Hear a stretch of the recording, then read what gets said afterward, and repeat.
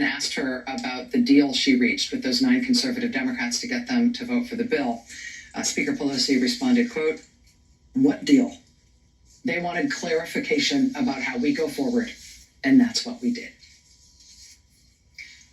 Oh, you think I had to do a deal with them? Oh, that's cute. You would think people in Washington, D.C. would have learned this by now. Do not underestimate House Speaker Nancy Pelosi. Whether you agree with her or disagree with her, whether you are rooting for her or against her, do not underestimate her. When she is determined to get a piece of legislation passed in the House, she will determine whether or not it can be done, and if it can be done, she will do it. Oh, you would like some kind of deal? Let me give you a clarification. So someday, let us all be able to operate in some part of our worlds with that kind of efficacy. And look, this is still early in what is going to be a long process of negotiation among and between Democrats in the House and in the Senate. This is far from over. Democrats are going to have to hold together through a lot of these ups and downs before these bills become law. Before, again, this legislation that President Biden wants to be his legacy as president, before it can get to his desk, there's going to be a lot of these ups and downs. But in the midst of everything else going on today, President Biden was able to announce from the White House that his economic agenda, his giant plan, his great society-sized plan to invest trillions of dollars into the American people, into American infrastructure, into American education, into fighting climate change, it is one big step closer to getting done. And then, as soon as they had wrapped up that vote, House Democrats moved on tonight to the other major plank of their legislative agenda, without which, in the long run, they can do nothing. And that is voting rights. Just within the last couple of hours, the House passed the John Lewis Voting Rights Advancement Act, which would provide more tools for voters to fight state-level voting restrictions that are being enacted hand over fist right now in Republican-led states coast to coast. The John Lewis Voting Act would essentially restore some of the protections that the Supreme Court has gutted from the Voting Rights Act in twin decisions this year and back in 2013. But just like with the Democrats' other big voting rights bill, the For the People Act, the thing standing in the way of the John Lewis Act is the Senate. What is needed is a federal tabulation commission of voting experts, an independent, impartial, competent, nonpartisan federal tabulation commission of voting experts who will count the votes, the undisputed votes, and the disputed votes, and then rectify the disputed votes, and then certify the federal election for winners and losers in the election. This is for the United States Presidency, for the United States Senate, and the United States House of Representatives, all based upon Article 1, Section 4, Clause 1 of the United States Constitution, also the 14th Amendment Constitution, and the 15th Amendment and 19th Amendment Constitution. United States Constitution. Republicans in the Senate filibustered the For the People Act. They will certainly filibuster the John Lewis Act, too. The only way forward in terms of protecting the right to vote remains what it has always been from day one of this Congress. Senate Democrats not only have to agree to support and defend voting rights, they have to agree to do something about it. And because Republicans will not support them on voting rights, in order to do something about it, they will have to at least carve an exception out of that filibuster rule. At minimum, they'll have to make a carve-out in the filibuster for voting rights legislation, and that has been true and obvious from the beginning. And for all that is going on in the world right now, and all of the pressures, including the time-sensitive pressures on this administration, all the things that have to be handled, if voting rights really is a top priority for this White House and for their Democratic and the White House's Democratic allies in Congress, they either get this done or they don't. And if they don't get this done, Republicans in the states will continue to put more severe restrictions on voting rights than we have seen in more than a generation. So Democrats are either going to not fight back and let Republicans run the table on voting rights, or they're going to get it together. And the pressure is on in terms of trying to get them to get it together, to commit to do what's necessary to move ahead on it. And we have seen over the course of the summer, we've covered this intensively, all these arrests, including members of Congress, these dignified acts of nonviolent civil disobedience by members of Congress like Joyce Beatty and Hank Johnson and Sheila Jackson Lee, all three members of Congress arrested at these very powerful, peaceful civil disobedience demonstrations at Senate office buildings. We've seen Democratic state lawmakers in Texas flee their state in order to temporarily block Republicans there from passing draconian new voting restrictions in Texas. Where did those Texas Democrats go? They went to Washington to beg for federal help, to beg the United States Senate to act, because they can't do this on their own. They can't stop these voting restrictions without federal help. And only Senate Democrats can do it. Only Senate Democrats have the power to actually do what's necessary to fix it and to pass voting rights and get it done. We saw activists embark on a multi-day 27-mile march in the summer heat to the Texas state capitol. This is modeled on the Selma to Montgomery March of 1965. Again, to try to move the United States Senate to act on voting rights. This weekend, this upcoming weekend, we're expected to see a whole bunch of marches in Washington and in multiple cities all across the country, all aimed at ratcheting up the pressure on the White House and the Senate to get this done.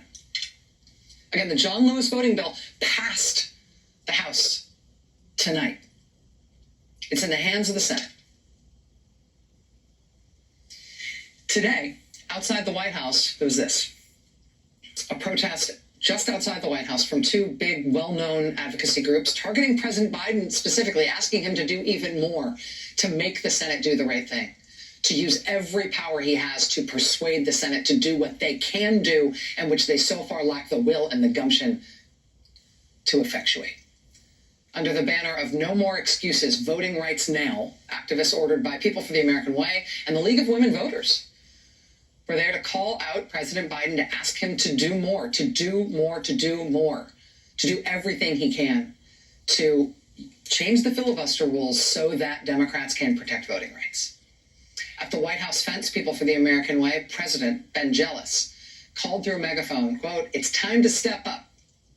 It's time to step up." He led protesters in a chant of, "Hey, Joe, the filibuster's got to go."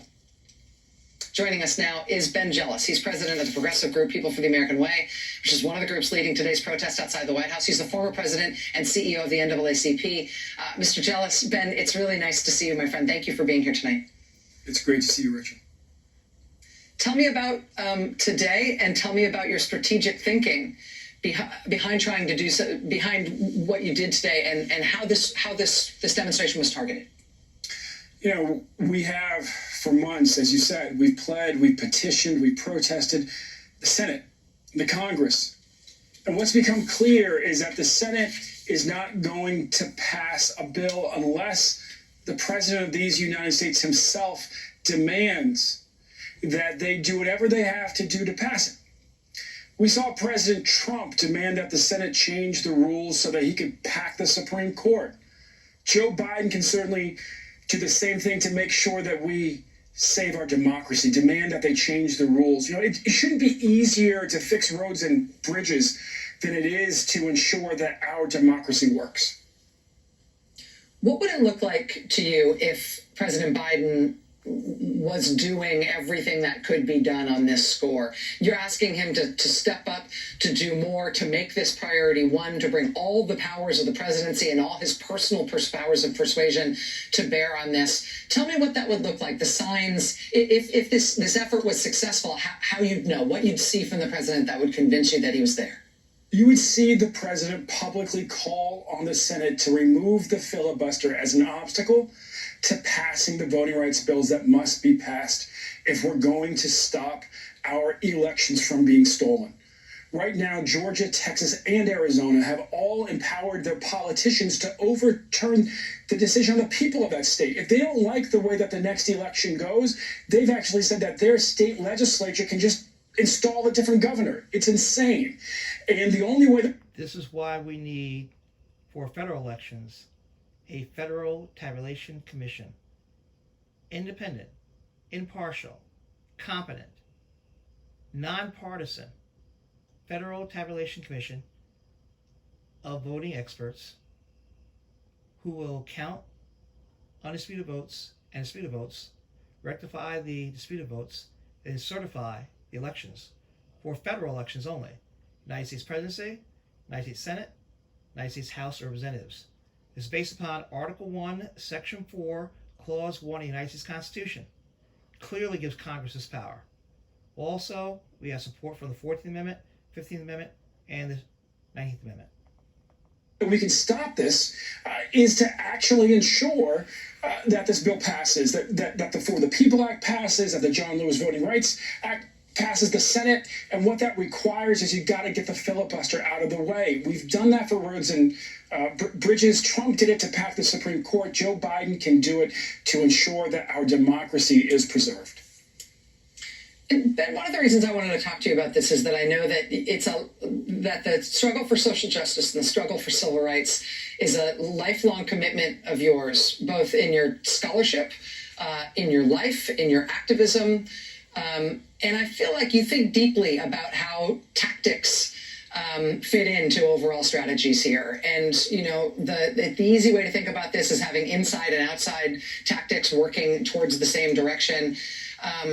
I feel like there's been a lot of wind and a lot of ink expended talking about what the options are for voting rights proponents in terms of getting this done. And it just doesn't seem like anything's budging. Do you think that direct action is the key to unlocking this? Do you think it's one Absolutely. of a multiplicity of strategies? How do you see that working? Yeah. And my fear is that Joe Biden thinks that he's called to be the FDR of this moment when he's actually called to be the LBJ of this moment. Yes, you have to lead on the economy and you have to deal with wars overseas. You also have to step up, President Biden, and ensure that the voting rights of your fellow Americans are protected. And he is a master of the Senate, like President Johnson, and he knows what the problem is. So just call it out, Mr. President. Tell your former colleagues in the Senate they've got to get these bills through, and if that means changing the rules, so be it. He knows these rules aren't written into the Constitution. There's nothing sacred about them, and there's multiple ways to do it. So he just needs to make it clear. At the end of the day, the person who can put the most pressure on Joe Manchin, on Kristen Sinema, even encourage Senator Murkowski is Joe Biden. BennJealous, president of People for the American Way, former president and CEO of the NAACP. Ben, thanks for joining us. I know it's been a day, an intense day out in the hot sun. Thanks for being here tonight to help us understand. Thank you. Always good to see you. All right, we've got much more to get here tonight. Stay with us. Welcome to my YouTube channel, One Race, the Human Race, All Human. Today is Tuesday, April 24th, 2021.